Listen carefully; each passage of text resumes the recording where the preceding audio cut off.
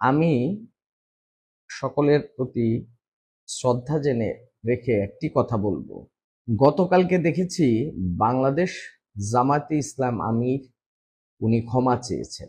যদি উনি ক্ষমা চেয়ে থাকেন, 52-এর ভাষা আন্দোলন, 71 সহ উনি অনেক কিছুতেই ওনার ক্ষমা প্রার্থনার বিষয়টি এসেছে। আমি এর আগে অনেককে বলেছি, মানুষের মুখের কথায় বিশ্বাস করতে নাই, মানুষের কাজের উপরে বিশ্বাস করতে হয়। মুখের কথায় বিশ্বাস কখনো এটাতে ধোঁকা খাওয়ার সম্ভাবনা আছে। কাজ থেকে বিশ্বাস করতে হবে, যে তার কাজ দেখে।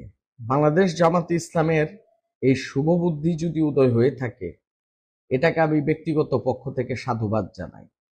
উনার 71-এর উনাদের রাজনৈতিক যে ভুল বা ত্রুটির জন্য ক্ষমা চেয়ে থাকলে, বা পূর্বের বা আজকেরও কোনো ক্ষমা থাকলে, ক্ষমার উপরে তো কোনো শব্দ নেই, কিন্তু উনাকে এটা কাজে দেখাতে হবে।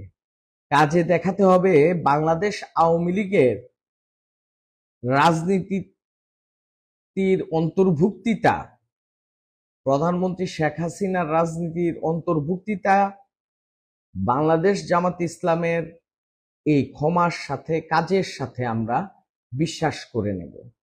যদি বাংলাদেশ জামাতে ইসলাম সত্যিকার অর্থে তার ভুল বা ত্রুটি তাহারা অনুধাবন করে থাকেন, তাহলে এও অনুধাবন করবেন দেশ এবং দেশের জাতির ভবিষ্যৎ নির্ধারণের জন্য বাংলাদেশ আওয়ামী লীগ ব্যতীত কোনো রাজনৈতিক দল যে নির্বাচন করবে বা বিজয়ও যদি কেউ লাভ করে, সেটা ফলপ্রসূতা আনবে না, বরঞ্চ হিংসা আরো ছড়িয়ে পড়বে, প্রতিহিংসার আগুনে দাউ দাউ করে জ্বলে উঠবে বাংলা।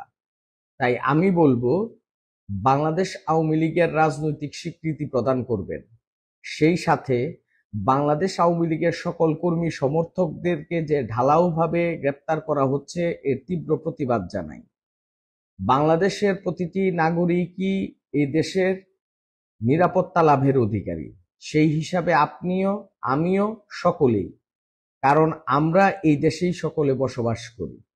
যেহেতু আমরা এই দেশ সবার, সেহেতু রাজনৈতিক প্রতিহিংসার কারণে ঢালাওভাবে যে গ্রেপ্তার হয়রানি হচ্ছে, সৌন অ্যারেস্ট হচ্ছে, রিমান্ডে যাচ্ছে, নিরাপত্তার অভাব দেখা দিচ্ছে ব্যক্তির এবং পরিবারগুলোর, আমি এর তীব্র প্রতিবাদ করি।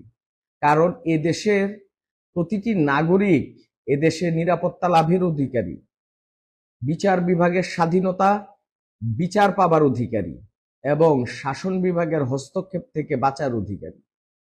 আমি মনে করব যে বাংলাদেশ আওয়ামী লীগ এবং বাংলাদেশ আওয়ামী লীগের অঙ্গ সংগঠন সহ যে সকল নেতাকর্মীকে নানাভাবে হয়রানি করা হচ্ছে, পুলিশি মামলা, হামলা, রিমান্ড এবং একের পর এক সৌন অ্যারেস্ট করে, আমি এর তীব্র বিরোধিতা করি। সেই সাথে সকলের কাছে অনুরোধ করব, প্রশাসন সহ একটি সহনশীল পরিবেশ তৈরি করি। সেই সহনশীল পরিবেশের মাধ্যমে আমরা আগামী দিনের জন্য বাংলাদেশের নতুন বাংলাদেশ বিনির্মাণ করব।